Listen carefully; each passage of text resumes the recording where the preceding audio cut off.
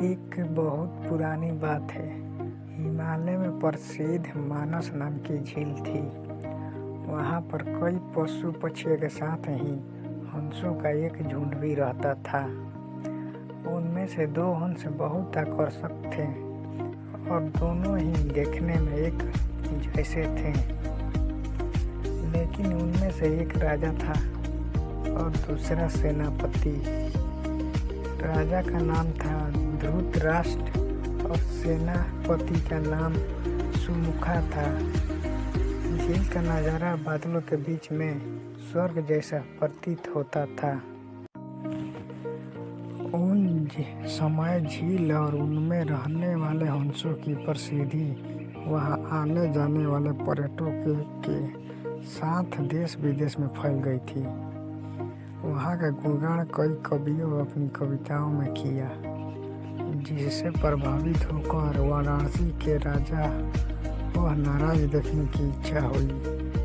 राजा ने अपना राज में बिल्कुल वैसा ही झील का निर्माण किया और वहाँ पर कई प्रकार के सुंदर और आकर्षक फूलों के पौधों के साथ ही स्वादिष्ट फलों के पेड़ लगाए।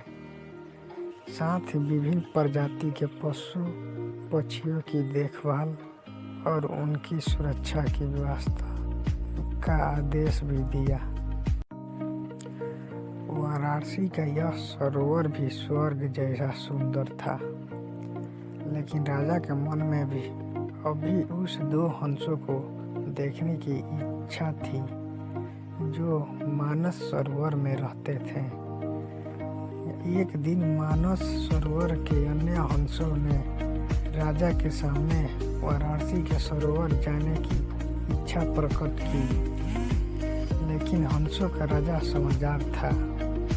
वह जानता था कि अगर वो वहां गए तो राजा उन्हें पकड़ लेगा। उनसे सभी हंसों को वाराणसी जाने से मना किया, लेकिन वो नहीं माने।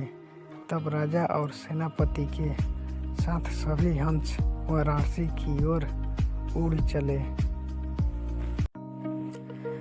जैसे ही हंसों का झुंड उस झील में पहुंचा तो अन्य हंसों को छोड़कर प्रसिद्ध दो हंसों की शोभा देखने को बनती थी।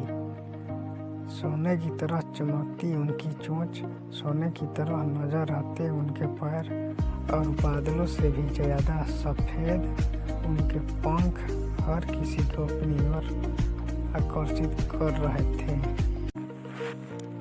हंसों के पहुंचने की खबर राजा को दी गई। उसने हंसों को पकड़ने की युक्ति सोचा और एक रात जब सब सो गए तो उन हंसों को पकड़ने के लिए जाल बिछाया गया। अगले दिन जब हंसों का राजा जागा और भ्रमण पर निकला तो वह जाल में फंस गए। उसने तुरंत ही तेज आवाज में अन्य सभी हंसों को वहां से उड़ने और अपनी जान बचाने का आदेश दिया। अन्य सभी हंस उड़ गए, लेकिन उनका सेनापति सुमुखा अपने स्वामी को फंसा देखकर उसे बचाने के लिए वहीं रुक गया। इस बीच हंस को पकड़ने के लिए सैनिक वहां आ गए।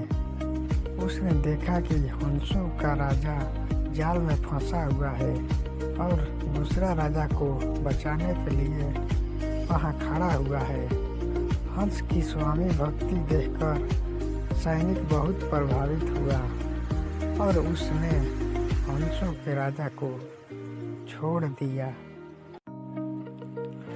हंसों का राजा समझदार होने के साथ साथ दूरदर्शी भी था।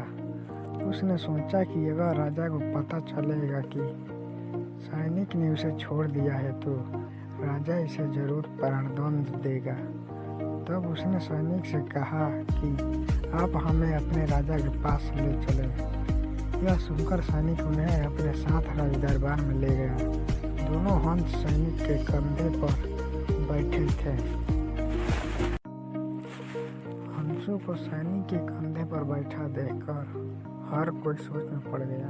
जब राजा ने इस बात का रहस्य पूछा तो सैनिक ने सारी बात सच बता दी।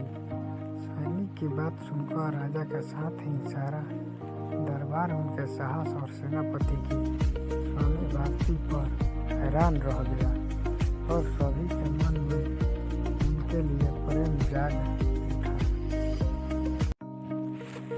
राजा ने सैनिक को माफ कर दिया और दोनों हंसों को आदर के साथ कुछ और दिन ठहरने का निवेदन किया।